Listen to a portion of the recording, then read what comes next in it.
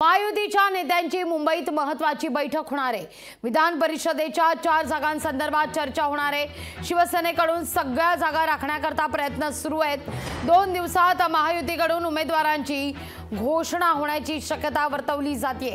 विधान परिषदेच्या महायुती मनसेला मदत करणार का हे पाहणं सगळ्यात महत्त्वाचं असणार आहे। विधान परिषदेमध्ये महायुतीला मनसे मदत करणार का याकडे सगळ्यांच्याच नजर आहे।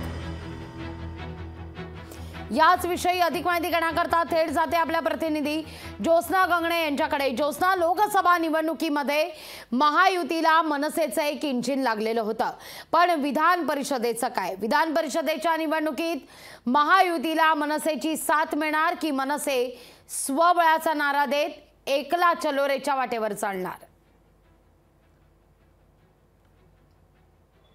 बरोबर आहे लागवी, यामध्ये आपण 2 महत्त्वाच्या गोष्टी लक्षात घेतल्या पाहिजे की विधान परिषदेच्या 4 जागा, जिथे मुंबई पदवीधर, कोकण पदवीधर, नाशिक शिक्षक मतदारसंघ आणि मुंबई शिक्षक मतदारसंघ अशा 4 जागांसाठी जे आहे ते 26 जून रोजी मतदान होणार आहे।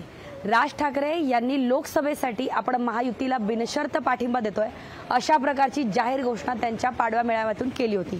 तो बिनशर्त पाठिंबा हा लोकसभेपुरता होता का एकूणच लोकसभा, विधानसभा, विधान परिषद, स्थानिक स्वराज्य संस्था यासाठी होता हे आपल्याला येणाऱ्या काळात कळेल। मात्र यापूर्वीच राज ठाकरे जे आहेत त्यांनी 2 दिवसांपूर्वी त्यांच्याच पक्षातील अभिजित पानसे जे आहेत त्यांचं नाव, त्यांचं पत्रक जारी करून जाहीर केलेलं आहे। त्यामुळे मनसेनं विधान परिषदेच्या एका जागेवरती त्यांचा दावा जो आहे तो सांगितलेला आहे। मग ही जी मीटिंग झाली, म्हणजे आता आपण म्हणतो की आज जी आहे ती मुख्यमंत्री एकनाथ शिंदे आणि उपमुख्यमंत्री देवेंद्र फडणवीस या 2 उच्च नेत्यांमध्ये जे आहे ते मुंबईतील सह्याद्री अतिथीगृहावरती एक महत्त्वाची मीटिंग होणार आहे। या मीटिंगमध्ये विधान परिषदेच्या या 4 जागांवरती चर्चा केली जाणार आहे आणि उमेदवाराची घोषणा केली जाण्याची सुद्धा शक्यता आहे। अशामध्ये एका बाजूला शिंदेंच्या शिवसेनेकडून जे आहेत ते महत्त्वपूर्ण 4 जागांवरती दावा सांगितला जातो आणि त्याच पद्धतीने आपण बघितलं की संजय मोरे जे आहेत शिंदेंच्या शिवसेनेचे, त्यांनी सुद्धा सांगितलं की या 4 ठिकाणी शिवसेनेचं मोठं वर्चस्व आहे आणि लोकसभेसाठी आम्ही खूप ॲडजस्ट केलं होतं, त्यामुळे विधान परिषदेसाठी आम्हाला संधी देण्यात यावी असं शिंदेंच्या शिवसेनेचं वारंवार बोलणं आहे।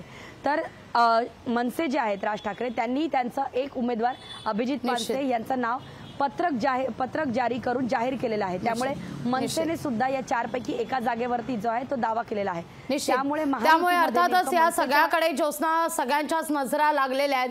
धन्यवाद तुम्ही दिलेल्या एकूणच या सविस्तर माहिती करता। लोकशाही मराठी ऐका, पहा, जागरूक रहा।